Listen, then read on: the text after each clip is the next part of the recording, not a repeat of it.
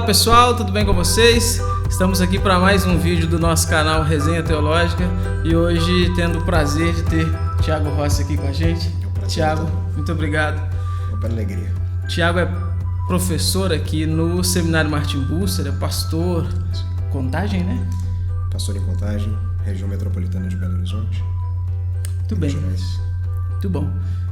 O Thiago acabou de ter um período com a gente aqui lecionando teologia pública e o Thiago citou muito um personagem aí que inclusive a gente já tem uma resenha aqui no canal de um livro dele que é o Abraham Kuyper. Sim.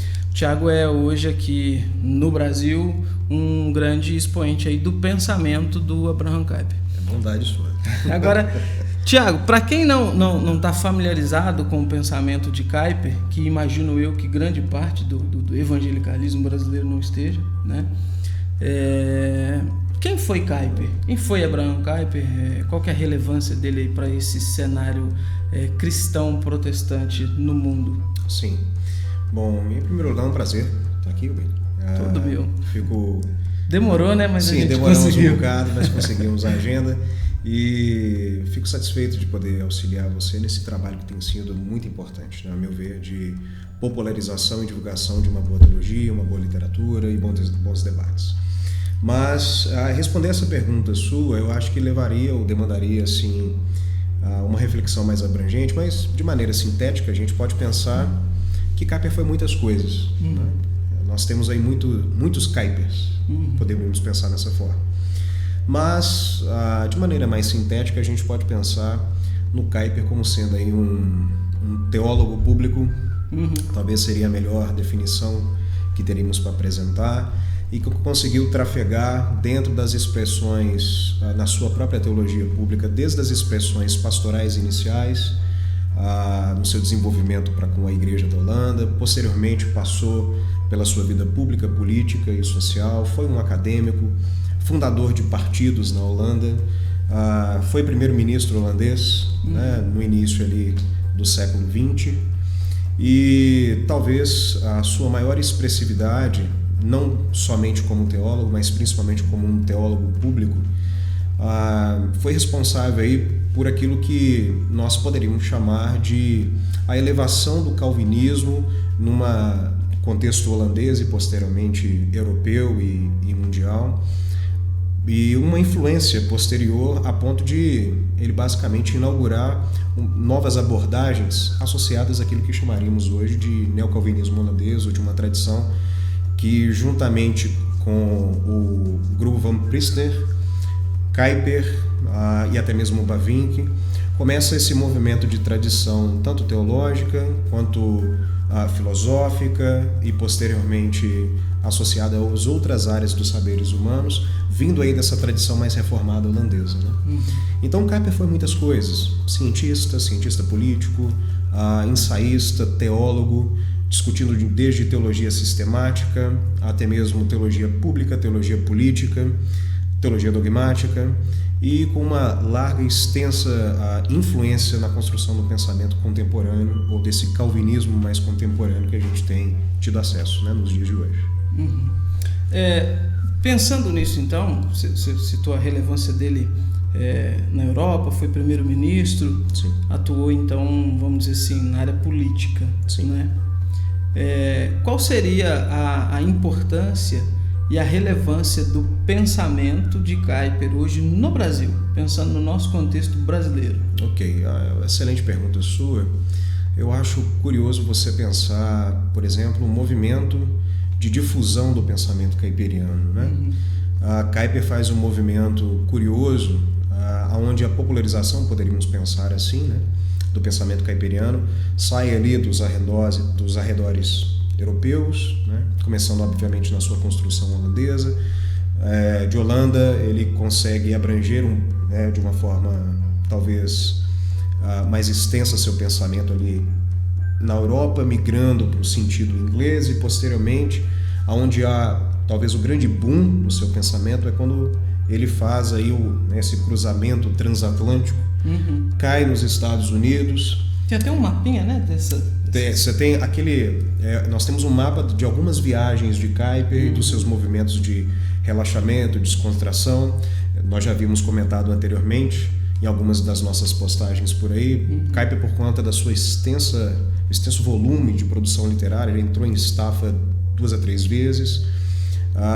Todavia, esse movimento transatlântico que eu digo é justamente quando o pensamento de Kuyper ele é descoberto pela América.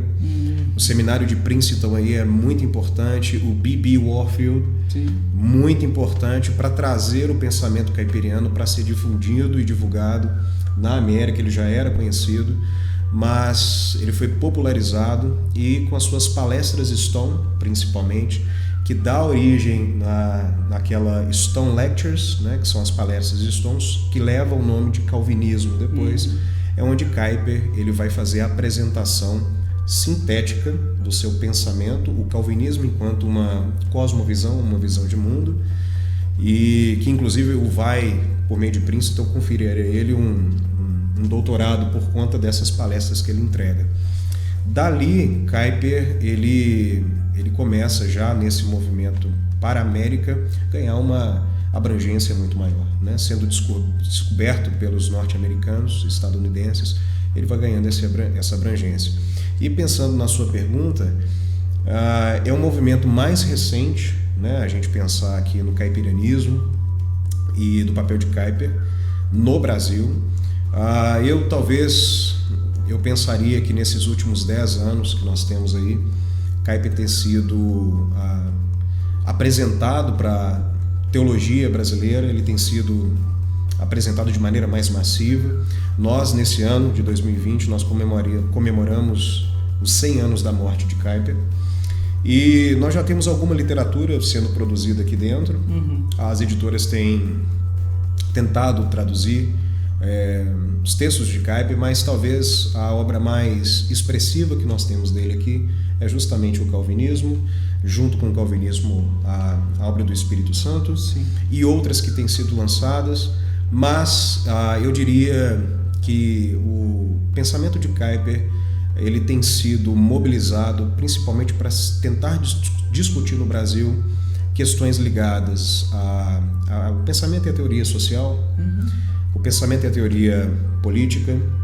Tem se feito algum esforço aqui e acolá, e principalmente é uma das minhas áreas de atuação, que é a área de política internacional, economia política internacional, juntamente com o Lucas Grassi, juntamente com o Leonardo Ramos, e a gente tem tentado produzir algumas coisas nesse sentido, para se pensar e se tentar aplicar essa teologia pública de estirpe caipiriana para tentar não só entender, no meu caso, o internacional, mas também para tentar entender os dramas e as dinâmicas políticas contemporâneas.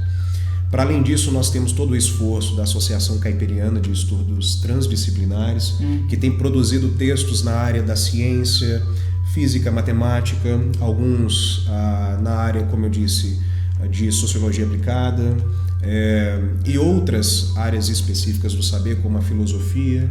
Jonas Madureira, que você tem entrevistado recentemente, sim, é um que trabalha com um dos grandes herdeiros do pensamento de Kuyper, que é o Hermann Doiver, sim, trabalhando a filosofia reformacional. Guilherme de Carvalho, Pedro Dulce, ou Dulce.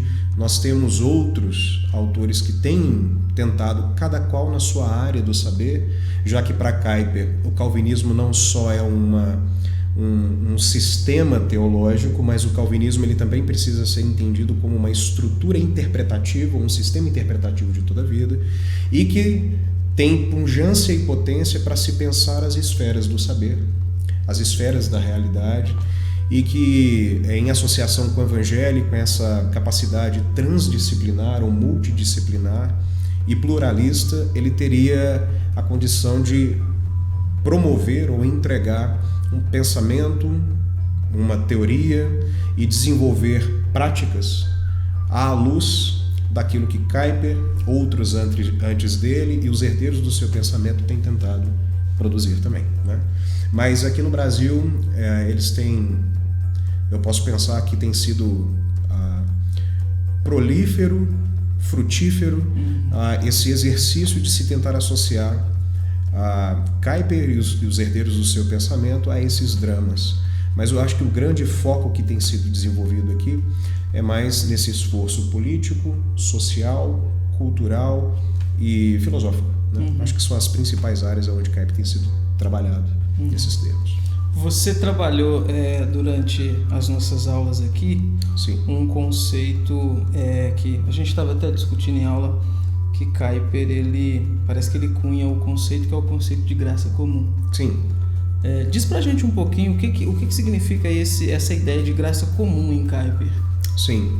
Para Kuyper, eu poderia pensar, eu não quero ser muito técnico aqui, mas eu diria que a ideia de graça comum para Kuyper, né, que ele vai trabalhar à luz do desenvolvimento que poderíamos pensar, ele resgata do próprio esforço agostiniano de se tentar pensar de maneira mais seminal aquilo que posteriormente vem sido chamado por Kuyper de graça comum, que perpassa por Calvino, né, já que Kuyper é um herdeiro do pensamento calviniano.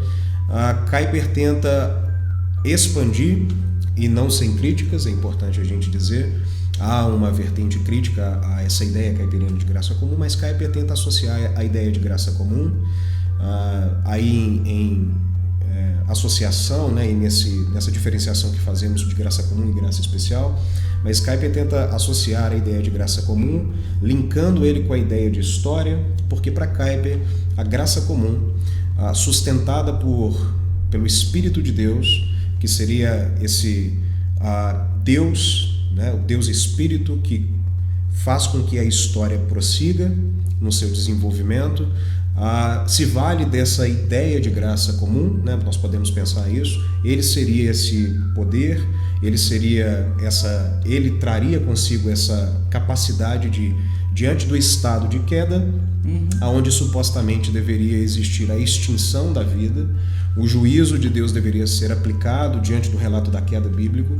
Kuyper vai dizer que tão logo o homem cai, tão logo o homem ele se encontra na pessoa de Adão encerrado nos seus pecados e nos seus delitos, há esse poder que refreia, esse poder que de alguma maneira suspende o juízo imediato, contém um avanço da maldade e refreia os efeitos do pecado, para que a vida possa prosseguir no seu desenvolvimento, mas não sem os efeitos que se podem perceber do pecado, mas eles são de alguma maneira contidos, né?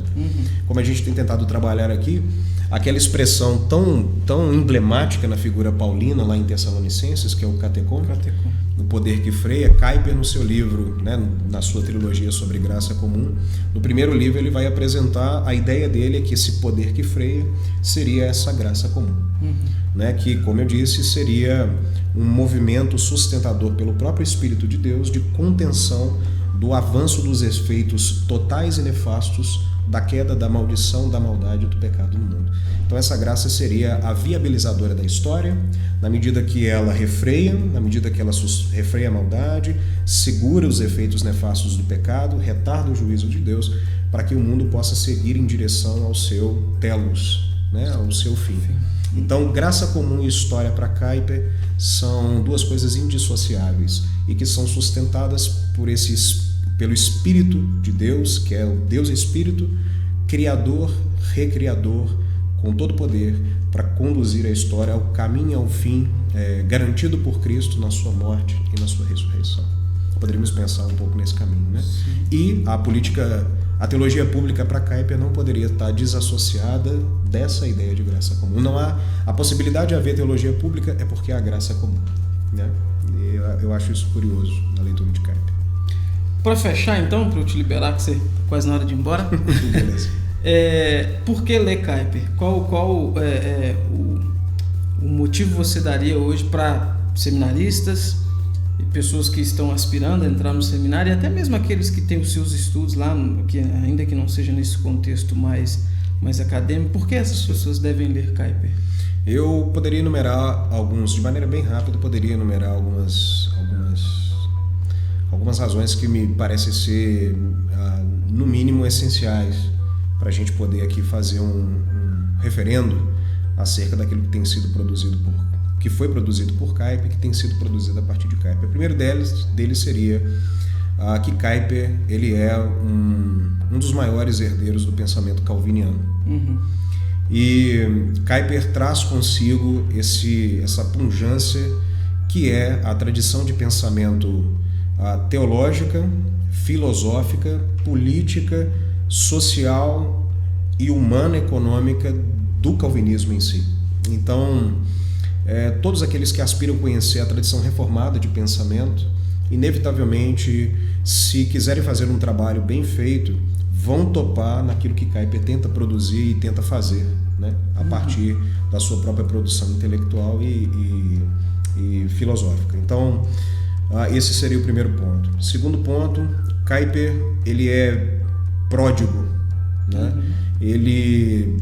A pena dele é muito afiada e ele se ocupou de maneira séria, sistemática, profunda e muito organizada a associar o calvinismo, que no passado ele desconsiderou, porque Kuyper nasce como um liberal, curiosamente, né? Um liberal teológico, mas ele tem aí o seu encontro espiritual com o Cristo redivivo, e ele o tem tanto na literatura, como na tradição e nas escrituras. Então esse Kuyper, que sai da sua condição de um liberal, de um modernista, de um homem profundamente embebido pelas abordagens liberais, ele passa a amar profundamente a ortodoxia legada pelo calvinismo, e a partir disso, assentado no Evangelho da revelação do nosso Cristo Jesus e na palavra de Deus como sendo inspirada, como sendo inerrante, né, e infalível, Kuyper então tenta agora entender que se Cristo ressuscitou dentre os mortos e se Ele é Senhor sobre todas as coisas, então inevitavelmente é necessário se relacionar o senhorio de Cristo com todas as esferas da vida humana, e ele vai fazer isso com a força e o poder da sua pena. Daí Kuyper, o segundo motivo seria que o melhor do calvinismo e o melhor da produção a partir do calvinismo do qual Kuyper está lendo vai ser associado com a tentativa reflexiva de Kuyper de entender a realidade na sua abrangência à luz desse calvinismo, da doutrina escriturística e dos dramas e das dinâmicas que está diante dele no final do século XIX e início do século XX. Interessante você citar isso, porque, assim, pelo que eu estou entendendo, então, ler Kuyper vai fazer com que novos calvinistas, principalmente, saiam desse loop de só predestinação, eleição, contra arminianismo, né? Certamente. Parece que ele está mostrando que o calvinismo é algo bem além disso. Bem mais abrangente do que isso. É um sistema teológico, obviamente, um sistema interpretativo, um sistema abrangente, mas calvinismo, para Kuyper, também é uma visão de mundo, é uma sabedoria abrangente que tocará, por causa desse senhorio de Cristo, né, do nosso Cristo redivivo. Esse calvinismo ele deve ser apresentado como esse sistema não só interpretativo, mas um sistema de difusão e de conhecimento a partir das Escrituras Sagradas, a partir da lei de Deus, a partir do conhecimento que Deus libera a sua igreja para ter, essa igreja também renovada, a entender essa realidade à luz das Escrituras e à luz da ação desse Deus no mundo. Então Kuyper entende que é necessário esse calvinismo tão frutífero e tão abrangente e tão pujante. Ele tem algo a dizer com relação ao senhorio de Cristo sobre todas as esferas da vida e que deve levar os homens a pensar a realidade à luz das Escrituras e à luz da revelação de Deus no mundo e da forma como Deus estruturou o mundo com seus princípios e as suas ordenanças impressas em toda a criação, para que o nome dele seja glorificado e para que o mundo então seja compreendido à luz dessa realidade, né? Então eu acho impressionante o fato de que você pega a obra dele, que tem sido traduzida para a língua inglesa, esses 12 volumes de teologia pública dele. Kuyper, ele trafega da política a ideia da graça comum, ele trafega da graça comum para as ideias de economia, de negócios. Ele fala sobre o último, o mais recente, que foi lançado dele em língua inglesa, sobre a educação, o papel da educação nessa tarefa de viver a vida corandeu e para a glória de Deus. E é uma paleta de cores, né, e de versatilidade que impressiona quando você vê Kuyper. E isso nada mais é do que o poder, a tentativa dele demonstrar o poder do Evangelho, o poder das Escrituras e a pungência desse calvinismo que o maravilhou quando ele conheceu. Né? Ok. Tiago, muito obrigado. Obrigado pelo tempo, pela disponibilidade. Foi muito bom o papo. E em breve a gente tenta marcar outra coisa, né? Beleza. Falar de cultura nerd, cultura geek aí. Vai ser bom. E dá pra relacionar Kuyper com muita coisa aí também, né? Valeu. Pessoal, até mais. Até os próximos vídeos deste canal.